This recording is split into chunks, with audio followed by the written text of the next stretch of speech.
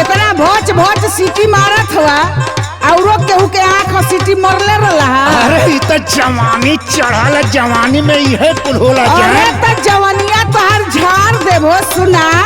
बोला चोरवा न जंग मार ताड़ा सुसुकारी पोखरी अथाह मोरी पैबा न मारी।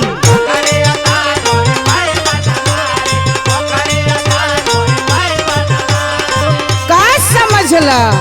अच्छा अच्छा। अरे चोरवा न जंग मार ताड़ा सुसुकारी पोखरी अथाह मोरी पैबा न मारी। धैले बीमारी चढ़ल खुमारी धैले बीमारी चढ़ल खुमारी 5 मिनट में उतार देव उतार देव उतार देव। अरे हे छमिया सुन वो ऐसन पंपल गाई बरे पगली पनिया निथार दे गढ़ई के मार दे।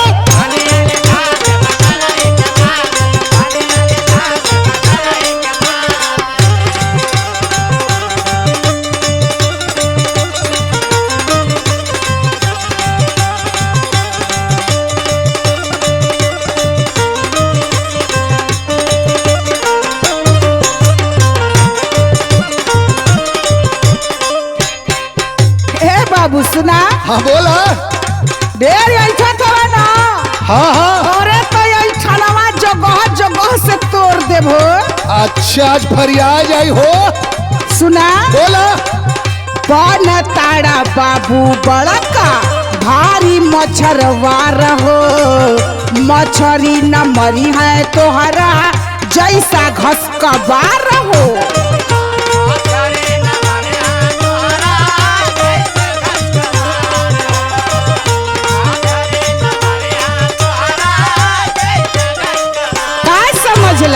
अच्छा देखलू न तकलू काहे बोलता रुखार हो सटलू न बनबू सच में भिजुआ बिलार हो।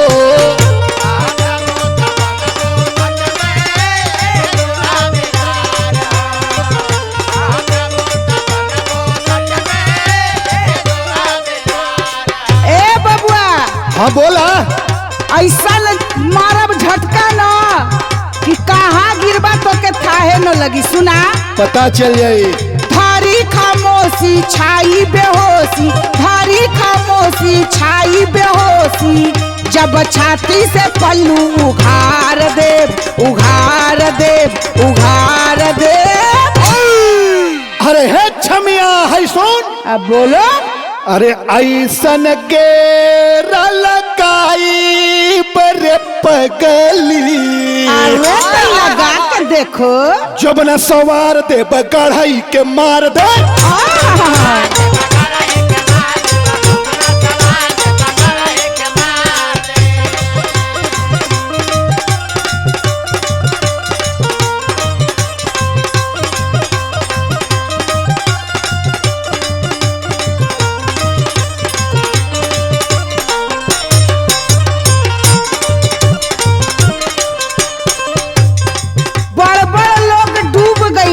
अच्छा आये समुंदर का केहू आज ले था हना लगौला कि कितना पानी है। ठीक है। और तू अइला हमके उखाड़े।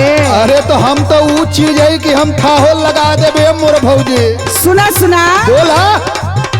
दिल्ली लवली बॉम्बे पटना बिहार हो गुंडा बदमाश कुछ ना बिगड़ल हमार हो। अच्छा अच्छा समझला।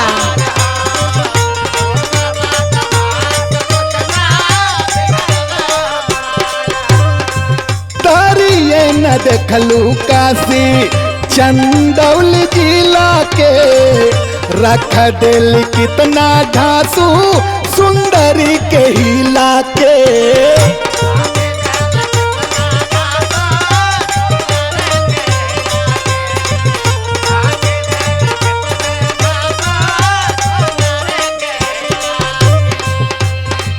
अरे बाबू। हाँ बोला। एक बात कान खोल के सुन ना सुनत है बोला।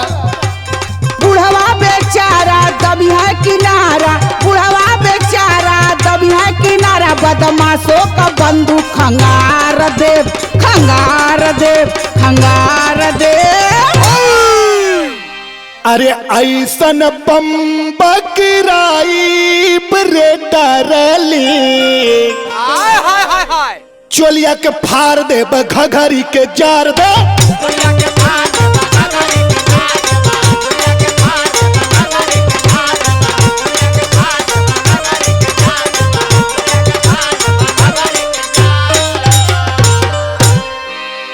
अच्छा तो पैसा हो कि खत्म हो गई? हाँ